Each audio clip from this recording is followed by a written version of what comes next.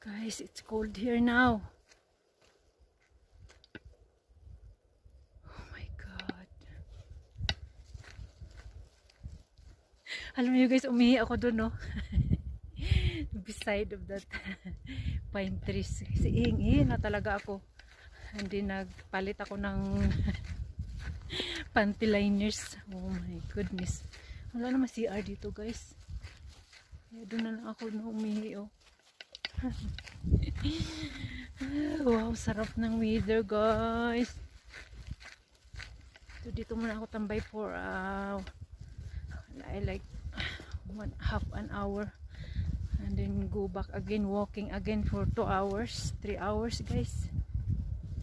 I need to sit in that side to just rest for a while, and then I eat my some food. Guys, so amazing. So peaceful here guys.